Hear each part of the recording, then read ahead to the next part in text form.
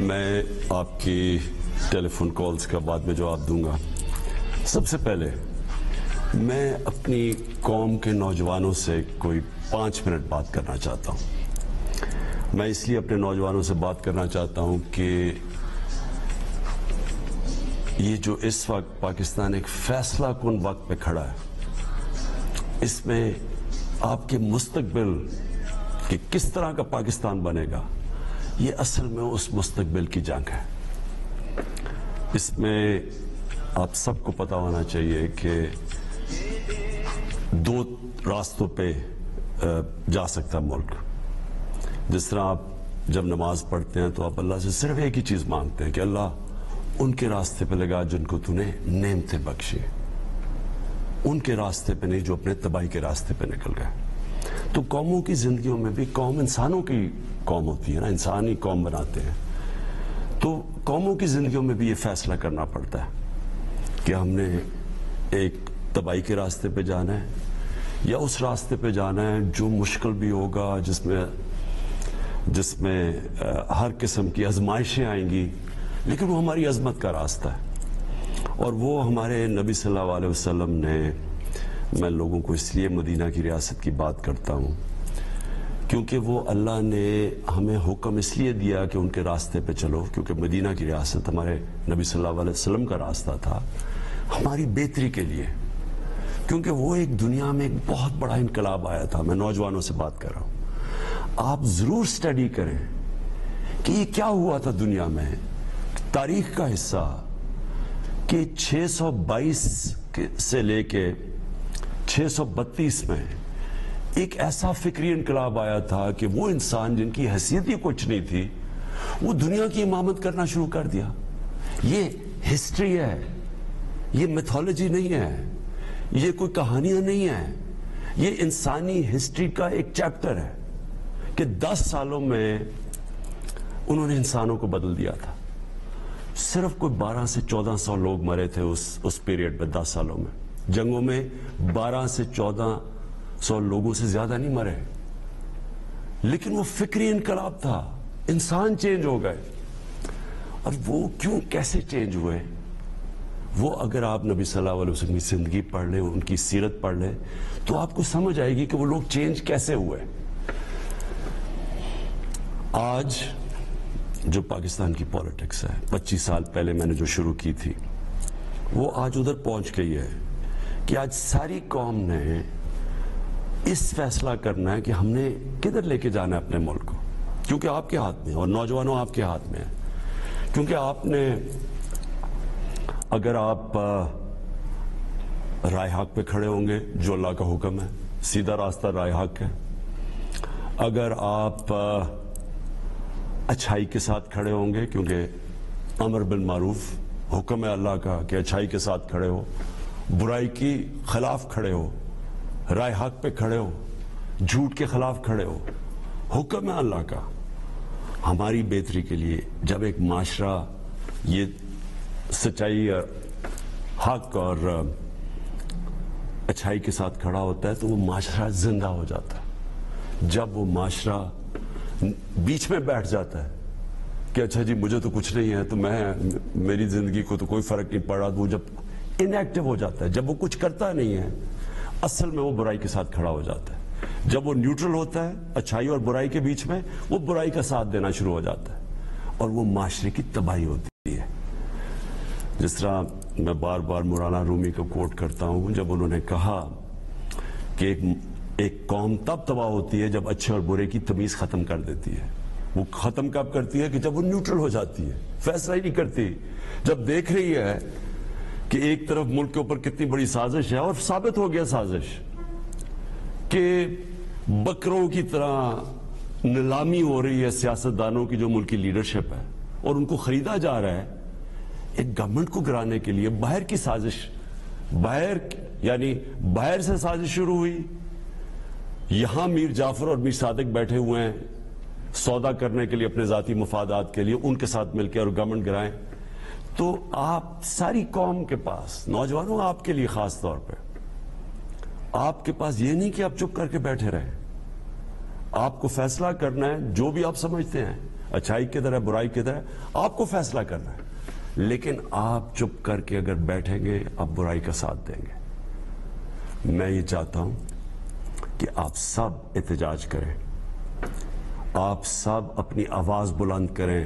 یہ جو سازش ہو رہی ہے میرے لیے نہیں, اپنے مستقبل کے لیے. اگر یہ کامیاب ہو جاتے ہیں تو یہ کیا ہوگا؟ اس کا مطلب کہ کسی باہر کی قوت کو اگر ملک کی لیڈرشپ نہیں پسند, ملک کا پرائم منسٹر نہیں پسند, تو کیا وہ 15-20 ارب روپیہ خرچ کر کے گورنمنٹ کرا دے گا؟ ایک نیوکلیر آرم پاکستان کی لیڈرشپ چینج ہو سکتی ہے.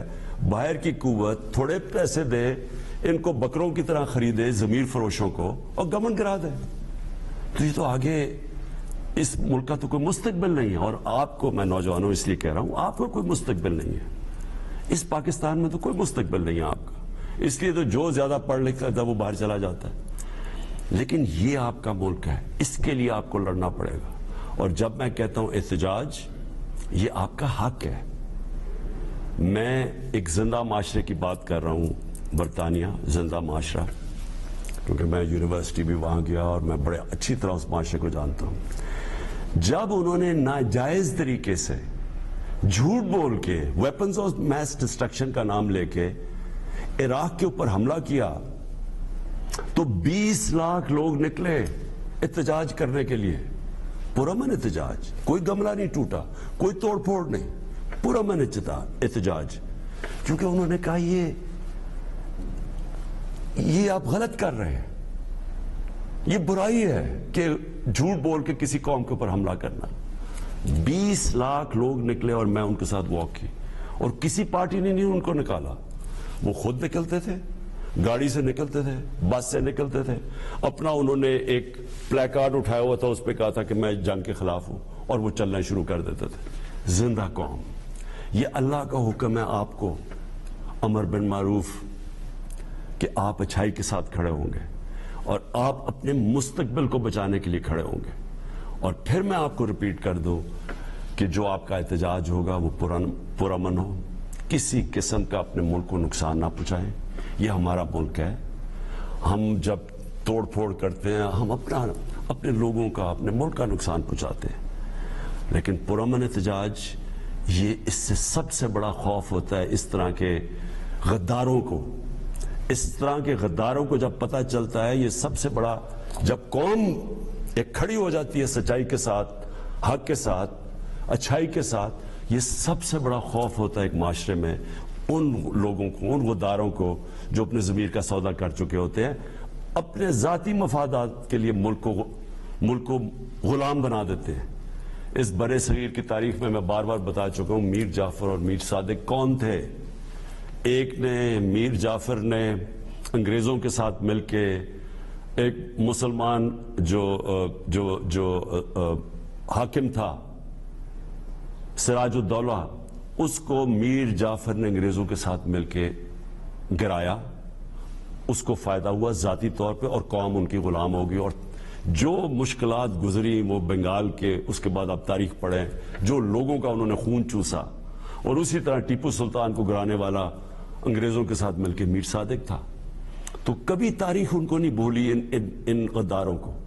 اور تاریخ, میں یہ چاہتا ہوں کہ تاریخ ان غداروں کو نہ بھولے. پاکستان کی تاریخ یہ سمجھتے ہیں کہ جی لوگ تھوڑی دیر میں بھول جائیں گے.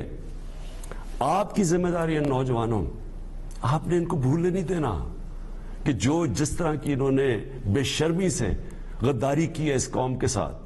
ثابت ہو گیا کہ یہ باہر سے پوری سازش تھی, یہ ثابت ہو گیا.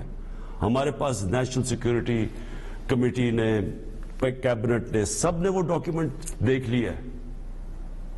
پارلیمنٹ کی جو سیکیورٹی کمیٹی کی کمیٹی ہے, اس نے یہ دیکھ لیا ڈاکیومنٹ. یہ جو میں آپ کو کہہ رہا ہوں یہ آفیشیل ڈاکیومنٹ ہے کہ عمران خان کو اگر آپ ہٹائیں گے تو امریکہ کے تعلقات آپ سے اچھے ہوں گے. اگر ہم جیسے آپ عمران خان کو ہٹائیں گے آپ کو معاف کر دیں گے. جو بھی آئے گا کوئی نہیں آئے گا. ان کے ساتھ سازش جن کے ساتھ ہوئی, پہلے سے ہی پتا ہے کہ عمران خان ہٹے گا تو وہ شہباز شریف جو اچکن سروائی ہے وہ پہنچ جائے گا, جس کے اوپر اربوں روپے کے چوری کے کیسز ہیں. وہ پہنچ جائے گا اور اس کے بعد ہمارے تعلقات ٹھیک ہو جائیں گے. یعنی کہ وہ وفاداری سے ہماری غلامی کرے گا. اس نے کل ٹی وی پروگرام میں کہہ بھی دیا ہے, بیگرز آر ناٹ چوزرز. اس کا کیا مطلب ہے کہ جو غریب لوگ یا جو مانگنے والے ہوتے ہیں وہ غلام ہوتے ہیں. یعنی اس نے 22 کروڑ لوگوں کو غلام بنا کے رکھ دیا کہ پہلے سے تیار ہو گیا کہ ہم تو کیونکہ ہم بڑے غریب ہیں. تو اس سے کوئی پوچھے کہ یہ غربت آئی کیسے ہے؟ 30 سال سے تو آپ باریاں لے رہے ہیں, تو کس نے ملک کو غریب کیا ہے؟ اور کیونکہ ہم غریب ہیں تو ہم غلامی کریں. ان کا وہ ایک خواجہ آصف وہ سٹیٹمنٹ دیتا ہے کہ جی پاکستان لائف سپورٹ مشین پہ ہے, اس لیے ہمیں امریکہ کی غلامی کرنی پڑے گی. لائف سپورٹ مشین نے کس نے ڈالا پاکستان کو؟ کون وہ حکومتیں جو 30 سال حکومت کر رہے تھے؟ یہی جو 3 اسٹوجز یہ مل کے 30 سال حکومت کر رہے تھے. تو آپ ہی نے تو ملک کو یہاں پہنچایا اور آپ کہہ رہے ہیں کہ امریکہ کی غلامی کرو. تو میں نوجوانوں آپ کو بات جو آخر میں کہتا ہوں, اس کے بعد میں سوالات لیتا ہوں لوگوں کے, کہ دیکھیں قومیں وہ کہتے ہیں نا وہ طفل کیا گرے گا جو گھٹنوں کے بل چلے. پہلے اگر آپ گھٹنوں کے اوپر ہے آپ نے کیا گرنا ہے؟ جو قوم کے اندر خودداری نہیں ہے, جس کی عزت نفس بڑی نہیں ہے, غیرت نہیں ہے, وہ قوم کبھی بھی اوپر نہیں جا سکتی. تو جب آپ نوجوانوں سے میں اس لیے کہہ رہا ہوں کہ آپ نے اس ملک کی غیرت کے ساتھ کھڑے ہونا ہے. آپ ایک جس طرح مولانا رومی نے کہا, اور میں یہ یاد رکھیں اس میں فلسفہ ہے پورا, کہ جب اللہ نے تمہیں پر دیے تو تم کیوں چونٹیوں کی طرح رینگ رہے ہو؟ اللہ نے آپ کو بڑی عظیم قوم بنایا ہے. پاکستانی جب میں اسکولوں میں تھا تو یہ سب سے تیزی سے اوپر جا رہا تھا ملک. یہ اس طرح کی چوروں نے آ کے اس کو کھا کے اور باہر پیسہ بھیج کے اس ملک کو یہاں پہنچایا. اس میں اللہ نے کسی چیز کی کمی نہیں دی. تو جب آپ کو اللہ نے صلاحیتیں دی ہیں اتنی زیادہ, جدھر باہر جائیں بڑے بڑے عہدوں پہ آؤٹ اسٹینڈنگ پاکستانیز بیٹھے ہوئے ہیں جو جا کے ان کو جب ایک نظام ٹھیک ملتا ہے اٹھ جاتے ہیں. یہاں ایسے ایسے زبردست پوٹینشل ہمارا ہے, تو ہم کیوں چونٹیوں کی طرح رینگ رہے ہیں ان طرح کے لوگوں کی؟ جب ایک قوم کو اس طرح کے حکمران مل جائیں جن کا صرف مقصد ہو کہ اپنی چوری کرو, چوری کا پیسہ باہر بھجواؤ, باہر کا پیسہ پڑا ہو جن ملکوں کے اندر, آپ کی کبھی جرت نہیں ہوگی کہ ادھر سے جو وہاں سے حکم آیا آپ نہ مانے, کیونکہ وہ آپ کا پیسہ ضبط کر لیں گے.